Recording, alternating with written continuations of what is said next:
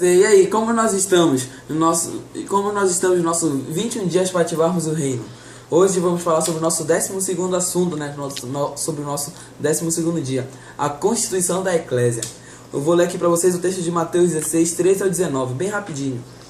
13. Indo Jesus para os lados de Cesareia de Filipe, perguntou a seus discípulos: quem diz o povo ser o Filho do Homem? E eles responderam: uns dizem João Batista, outros Elias, outros Jeremias, ou algum dos profetas. Mas vós, continuou ele, quem dizeis que eu sou? Respondendo Simão Pedro disse: tu és o Cristo, filho do Deus vivo. Então Jesus lhe afirmou: bem-aventurados és, Simão Barjonas, porque não foi carne e sangue que te revelaram, mas meu Pai que está nos céus. Também eu te digo que tu és Pedro, e sobre esta pedra edificarei a minha igreja, e as portas do inferno não prevalecerão contra ela. Dar-te-ei as chaves do reino dos céus. O que ligares na terra terá sido ligado nos céus, e o que desligares na terra terá sido desligado nos céus. Nosso assunto sobre a eclésia já veio há alguns dias, e hoje o tema, como já disse, é a constituição da eclésia. A eclésia é constituída por quê? Por pessoas. E nós vamos falar aqui sobre a constituição das pessoas. O primeiro tópico que ele aborda, o nosso pastor Ricardo Guimarães, a eclésia era constituída por pessoas chamadas. Pessoas chamadas que foram chamadas para fazer algo, para fazer um propósito. E isso engloba muito na nossa área espiritual. As pessoas da eclésia eram chamadas para fora. O dicionário de teologia define a palavra igreja como aqueles que são chamados para fora.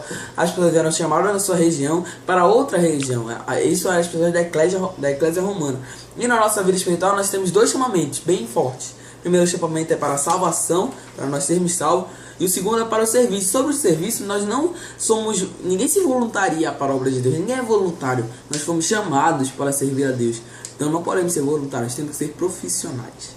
O segundo tópico que ele aborda, a eclésia era constituída por pessoas transformadas, como nós lemos. Primeiro ele fala: bem-aventurados és, Simão Barjonas. Mas depois ele fala: também te digo que tu és Pedro, e sobre esta pedra edificarei a minha igreja. Então houve uma transformação bem visível na vida de Pedro, até por causa do nome dele. E Jesus quer fazer isso nas nossas vidas. Outro exemplo de transformação muito enfático da Bíblia é Jacó, né? Jacó lutou com Deus e virou Israel. Então nós precisamos ser transformados. Você foi chamado também para ser transformado e para fazer parte dessa eclésia. E o nosso último tópico era: a eclésia era constituída por pessoas aliançadas, pessoas que tinham uma aliança muito forte com o governo romano. E é assim que nós temos que ser. Nós temos que ser muito aliançados com Deus, com a nossa igreja local, com o corpo de Cristo. Nós temos que fazer tudo que a Bíblia manda nós fazermos, principalmente nos quesitos uns aos outros, mandamentos uns aos outros. E esse foi o nosso assunto de hoje.